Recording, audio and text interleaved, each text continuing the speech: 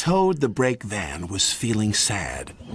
Everywhere he looked, he could see engines and coaches moving steadily forwards.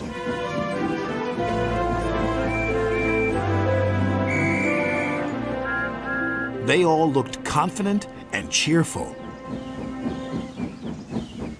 One day, he decided to talk to Oliver, the Great Western Engine. I'm always going backwards, Mr. Oliver. I have forward-thinking views. I could be a leader, if you know what I mean. You can't be a leader without a train to follow. You don't have a train, Gordon said. Toad felt sadder still. Oliver wanted to help. You're a very useful brake van, Toad. You help me brake, and you keep my freight cars in order when we go down hills. I know, Mr. Oliver, but it would be so exciting to go forwards for a change instead of always seeing things sliding away from me. The freight cars were cross with Toad. Who's he to start complaining? He's lucky to be able to look after us. Let's teach him a lesson.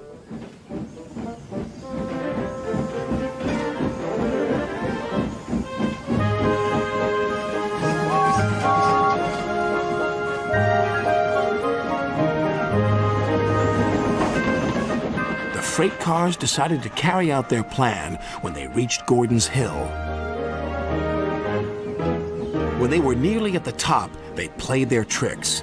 Ready, steady, go! And they jerked at a coupling, which broke. We're making your wish come true, Toad!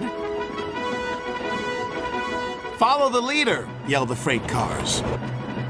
Toad was still in a state of shock, so he didn't know what to think, and he couldn't ask the conductor. He had jumped clear.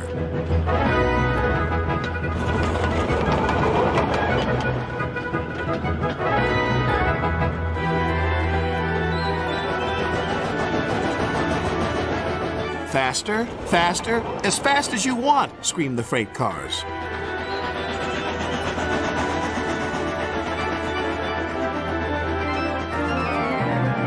Suddenly, Toad found it fun. But the fun was soon over.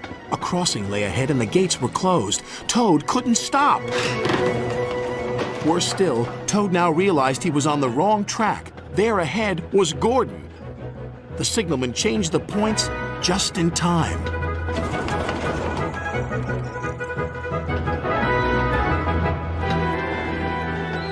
On, faster, cried the freight cars. Suddenly, he saw James pulling a long, slow train. Oh my goodness! Help! Save me! A quick-thinking shunter did, just in time. What was that? Exclaimed James. The signalman warned the station master at the next station. There's a runaway coming. We'll send him into the sidings. Help! Help! Called Toad again. Toad saw some buffers. Those'll stop me! But the points to the buffers weren't set. No! I'm back on the main line! Meanwhile, Oliver was racing to the rescue. I must catch Toad. I must! Toad sped past Henry. More danger lay ahead. Men were working on a bridge, but they had been warned about the runaway Toad and his freight cars. They diverted him onto old sidings, straight into a muddy pool.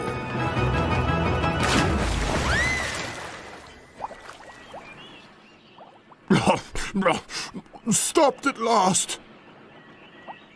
Oliver arrived, and when he saw Toad, he could only smile. A pond is the only place for a toad, I suppose? That night, Toad spoke to Oliver. I'm sorry, Mr. Oliver, if I caused you any embarrassment.